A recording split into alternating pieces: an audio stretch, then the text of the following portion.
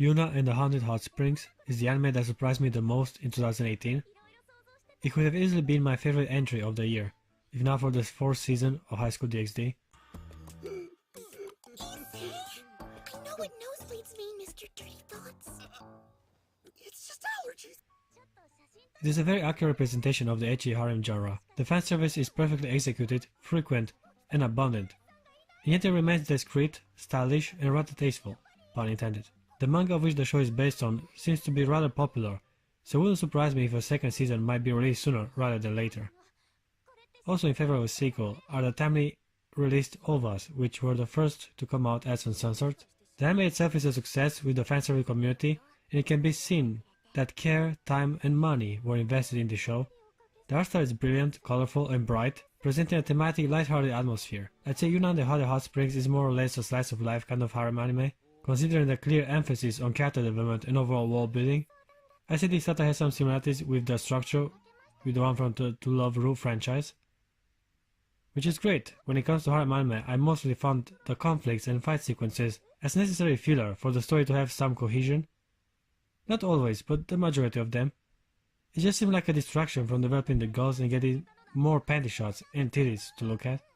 So yeah, I was rather impressed watching Yuna and the Haunted Hot Springs, as the main focus of the show is indeed to have as many interaction between our lucky protagonist and the variety of females surrounding him. What kind of interaction you may ask? Well, the good kind. Or at this point in time, rather the standard way boys interact with girls in the ecchi category. The show is abundant with anime cliché and implausible scenarios, and I wouldn't have it any other way. These trademarks are a must. I don't care that I get the same dumb shit over and over again. I love it, for its shameless simplicity. I'm a simple guy. When I see a bunch of teenage girls with breast implants on a cover, I expect for them to be stripped and fondled every single episode. This show has just that. And the girls are beautiful. From oversized gravity-defying mid-melons to cute slender and even petite mosquito bites, there truly is diversity in the breast size, enough to satisfy any fetish or preferences. Some guys might want more, but that's just ridiculous. Even an open-minded person like me has some standards, and in my rule book, animated or not, boobies are only allowed to be 30% of the overall body. Okay, let me address the character design for a moment. What I really appreciate are the more realistic body proportions these girls have. They are a little bit voluptuous and actually have some meat and fat on their bones beside the chest area. I actually got my hands on the manga, and the dude that drew this is a very dynamic, artistic way of placing character and can create captivating frames. Extra points for you, Tadahiro Miura, you fellow pervert. Not only have the best art style I've witnessed so far, but you also wrote one of the better harem story to date. Hope they properly adapt all your volumes and compensate you accordingly. You earned it. Let's talk about the premise. It all takes place in an everyday, modern, contemporary world. The only difference is that in this alternative reality, spirits and various entities of the Japanese folklore actually coexist with the human population. Our main character is a medium, a person that can make contact with the astral world. As an exorcist, he has developed a special technique to deal with unwanted spirits. Just one punch and entity is sent flying on its way to the afterlife. His name is Kogarashi Fuyuzora, and ever since his childhood, he has been possessed and tormented by spirits, hardening him into becoming an expert in dealing with the otherworldly phenomenals. Just before starting high school, he decides to rent a room for a rather suspiciously low price at an hot spring inn.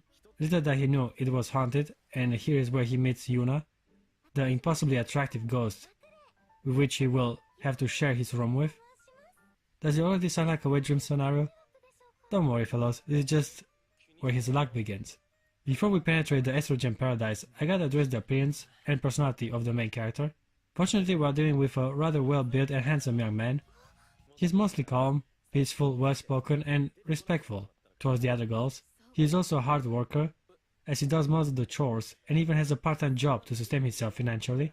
Overall, some nice guy that in real life wouldn't even get a chance to touch a woman until his 40s. This is anime logic though, and it solves every mischief of our life. Not only he does not finish last, but he gets an ever-expanding harem, in way too many opportunities to accidentally grab boobies, and involuntarily stuff his face between a girl's legs, and I thought God made us all equal. To be fair, he does have a certain confidence that definitely helps in wooing the ladies. 俺がお前を幸せにしてやる。so I guess I give him that little. He's also overpowered, and though I usually dislike this gimmick, it makes sense from a story-wise perspective, as he will have to face disfavorable odds later on in the show. Getting a bit of myself, let me present the estrogen delights of the evening. As I previously mentioned, Yuna is the white-haired ghost that conveniently shares the room with Kogarashi, sleeping next to him naked, accidentally throwing her body on him, and then upon realizing, throw him out the window.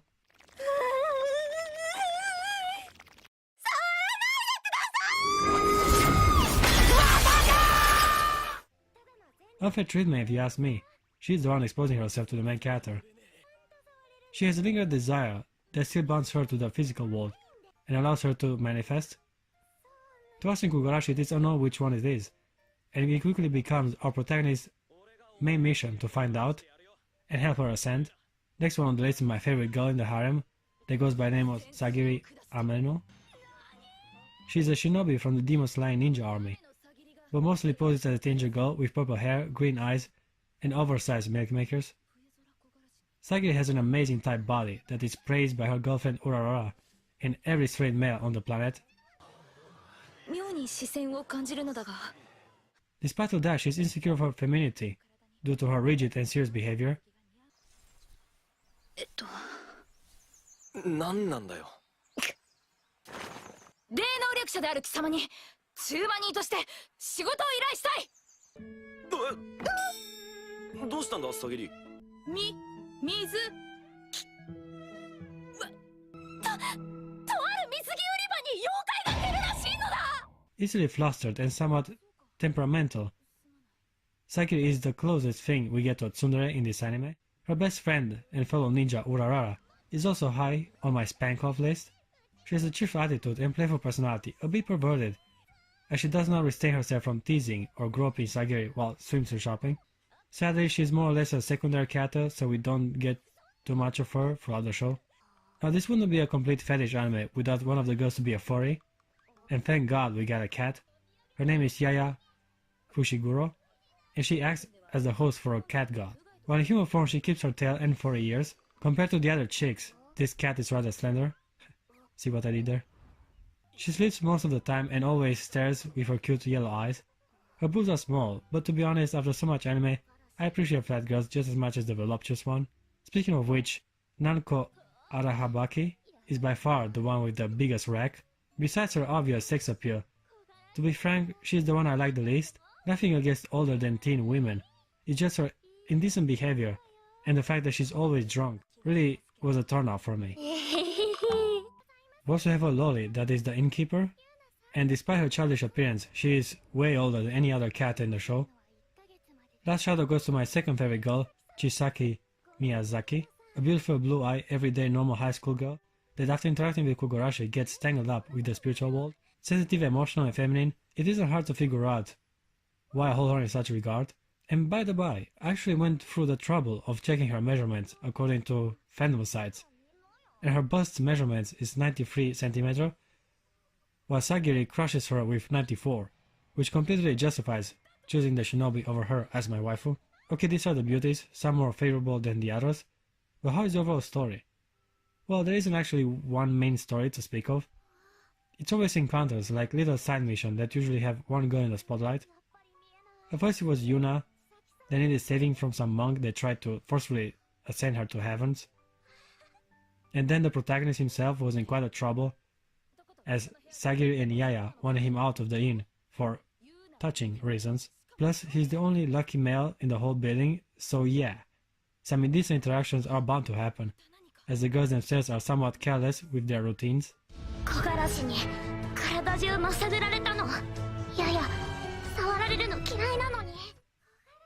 While Yuna on the other hand has always been on his side, mostly because of her careful and caring personality. Plus she's obviously in love with Kogarashi, like most girls would come to be. Otherwise there isn't much happening that is not specifically character driven. He has plenty of opportunities to take someone on a date, swimsuit shopping, demon hunting, or help them with the work, and even preparing some tasty meals. The anime is mainly focused on the interaction between our main character and the girls, a lot of character development and lore exposition, which definitely worked in the show advantage. I'm glad they decided to take this approach instead of giving us some permanent threat to keep the story from stagnating. Now that I think about it, we actually do get something resembling a story arc, when Yuna gets kidnapped by some dragon deity. Yeah, I know, it is a classic by the book Save the Princess story, but the anime actually tries to give us some plot, besides the bouncing one. I actually liked the dragon spirit guy, didn't care enough to remember his name, but he was a somewhat well executed opponent to our main character. I can get behind his reasoning, and I can definitely sympathize with his mission. He basically wants to marry Yuna and make Sagiri his concubine. Trying to steal some other dude's harem, huh? Kind of a dick move when I think about it, but I guess I can respect his determination. See, even when you have a more complex endeavor, the anime still stays lighthearted and presents mostly comedy and action.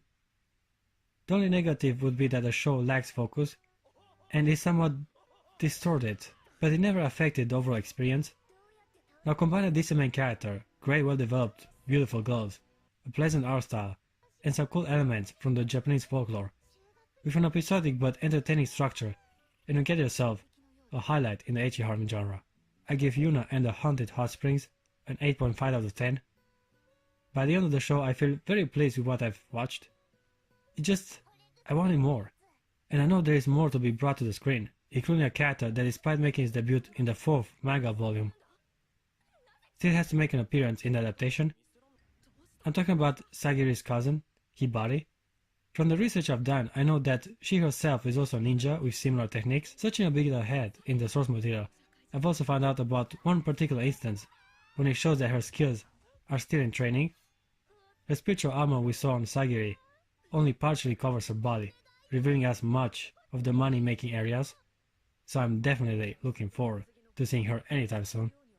You see, I'm very dedicated to this title, and consider that there are so many more characters that are present in the manga, but have yet to make their debut in the anime version.